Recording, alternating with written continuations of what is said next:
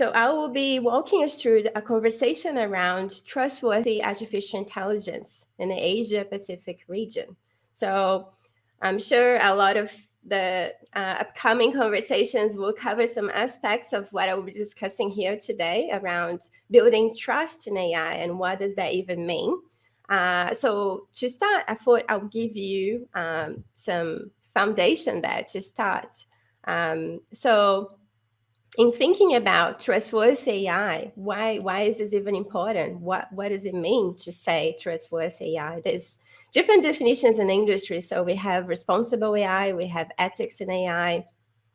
And so what we have here, you can hopefully see some fiction scenarios. So these are movies that most of you will hopefully be quite familiar with.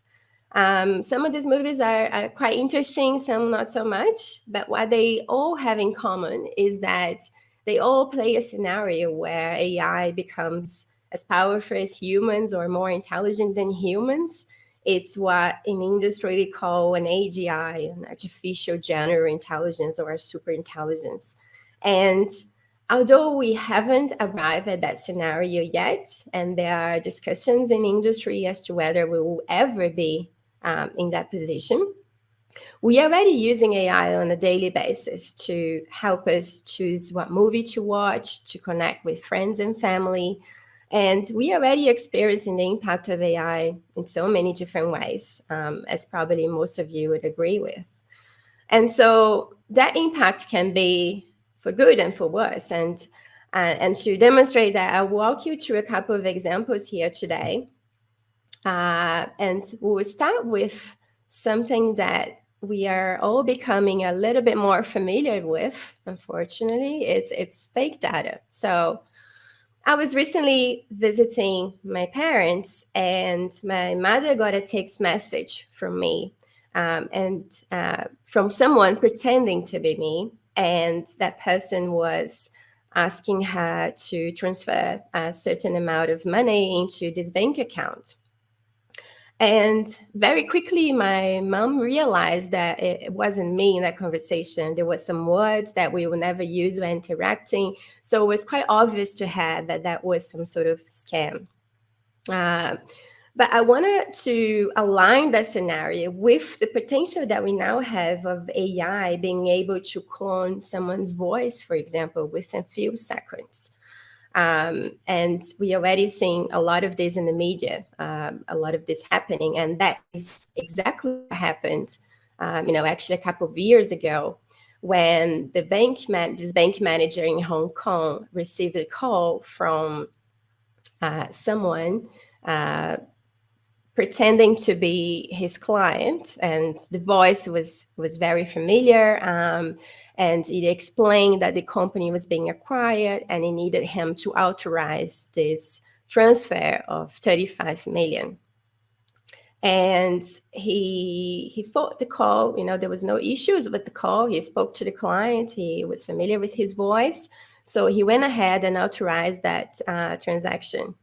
And soon after that, he discovered that he was the victim of a fraud.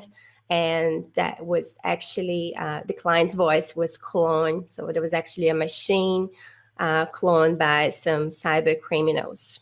And what was interesting there was that, the crime didn't just occur in Hong Kong. It involved more countries, right? The cyber criminals were actually outside. So you needed to have collaboration to not only find out who were the cyber criminals in that case, but how would they prevent such situations from arising again?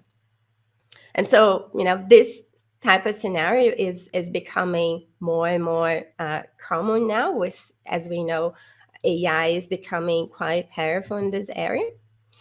And on the other hand, something that we hear a lot in the industry, most AI companies will talk about this, it's difficult to find data, which is very much the foundation to, develop your models, and the good quality data, not just, a great amount of it.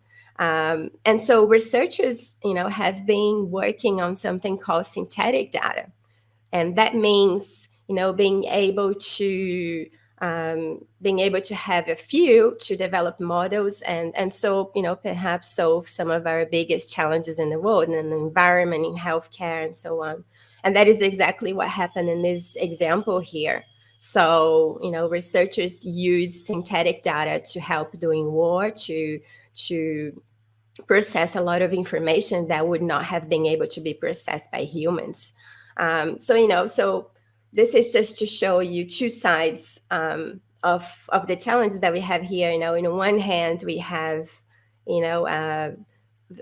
big challenges with cybersecurity involving AI already, and on the other hand, that same tool can be also used to help us in some of our biggest problems, including war, healthcare, and some of our environment issues.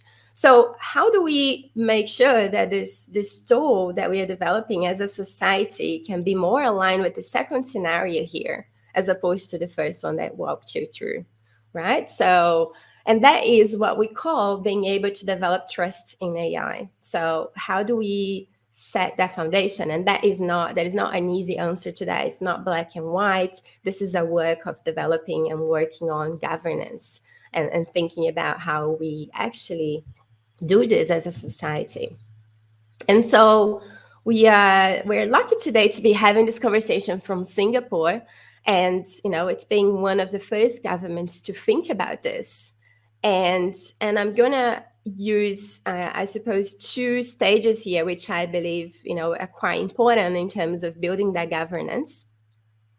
And the first one is around AI principles or frameworks, which we all been hearing a lot about this in the industry in the last couple of years. There have been frameworks coming around the world, and Singapore really has been ahead of the curve.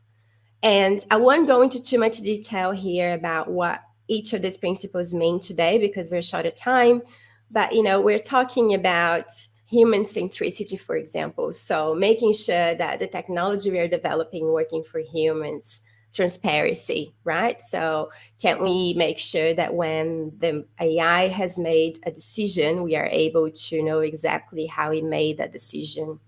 And so Singapore has been ahead of the curve. It's been working on this for a couple of years now in terms of preparing industry. We're now hearing a lot of conversations on the regulatory aspect of it. We know that there has been, these developments are coming, and getting stronger. We have seen this in Europe, and there has been more and more conversations in the region as well around this. So I think this couple of years as I have given enough time for the industry to be prepared for what's coming next. But the next really important thing that I wanted to bring it up here today, and it's something that I personally believe that is the key to work on these governance issues around AI, and it's called collaboration. So we've, in my first example that I've mentioned that issue involved not only one country, but it really required that different countries work together, right? And we are going to see more and more of that. This is because AI is transnational, it crosses borders. And so unless we can really work together, it will be very, very difficult to tackle a lot of these challenges as they are. So what we're seeing, around the world and in this region as well is some advancements towards more that, we have large organizations like UNESCO working on what we call a universal framework. So what that could look like to have different countries coming together to talk about what it is to have trust in AI and what are the values that we want to make sure that it's there for everyone. And, although we're probably a long way as well to agreeing on that on a universal level, we're already seeing a lot of advances on this in the region. And what I have in that table, there are some recent agreements that have that can demonstrate that, countries are finally coming together to have more conversations around emerging technology as a whole. A lot of these agreements that are not specific to, ethics of AI, they're relevant because they cover other aspects like data privacy, which are elements that our foundation to this conversation. But and to the most important one, that being probably the regional comprehensive agreement partnership there, which was signed recently, and it's quite an important one. It's the first one where we have China coming in to sign as well, and I can't highlight enough the importance of having China as part of this conversation, of course, because they are driving much of the developments in this region as well. And so we had, in that case, the agreement, 15 countries coming together to sign that. And, what we hopefully see, it's more of this, and more thinking about the impact of AI as well. So coming together, not only in agreements, formal agreements like this, but there are many other informal ways of phrasing this collaboration as well, such as centers of excellence, that it's also something that we are seeing a lot more in the region. So I just want to leave you pause here with and with that importance of having more collaboration in the region, and we'll hopefully see more of that growing here. And I'll pause there for a second, and I think that we might have some questions coming through. Thank you.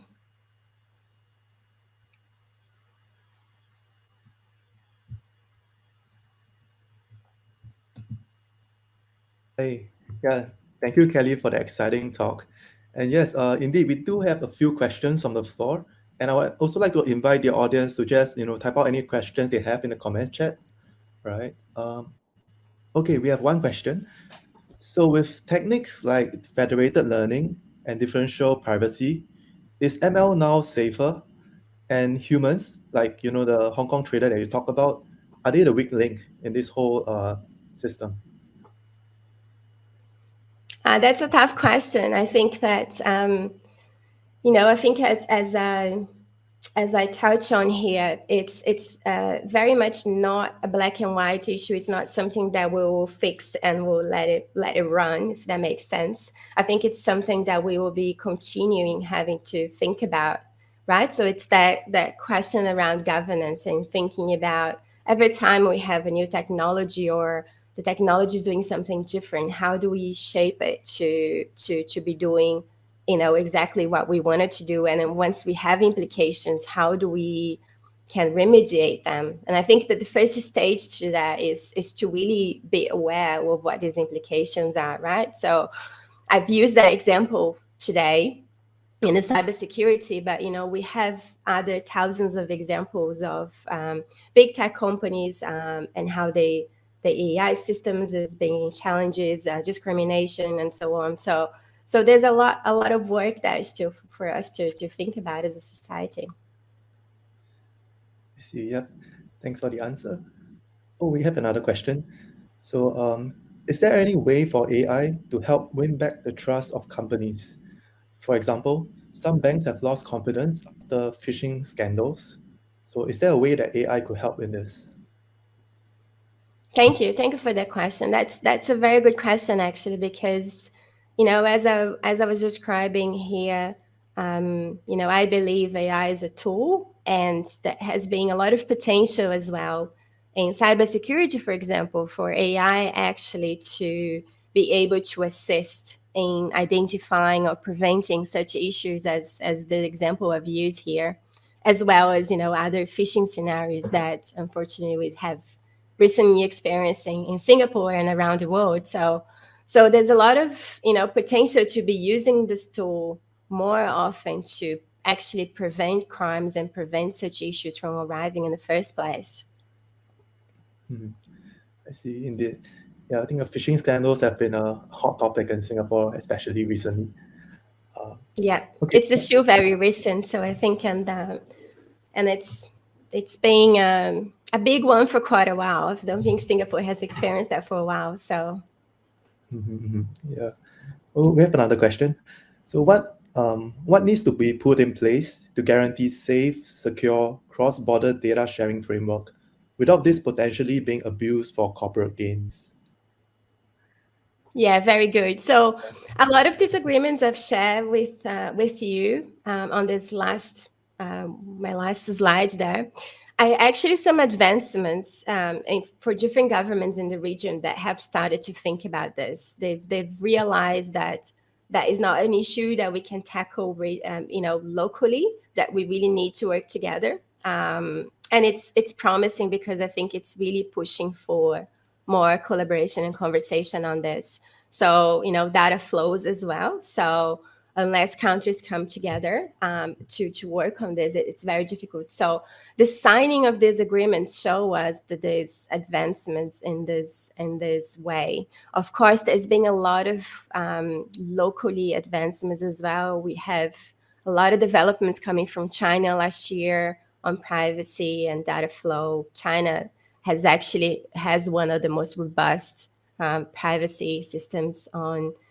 And so we are definitely going to continue to see that, I believe, and more countries working towards that, because it's an issue for everyone, not for one specific country. Thanks. Okay, due to time constraint, we'll take one last question. All right. So there's a growing concern that AI and deep learning algorithms are being used for scams and illegal activities. Right. So how can this be controlled and redirected for better usage?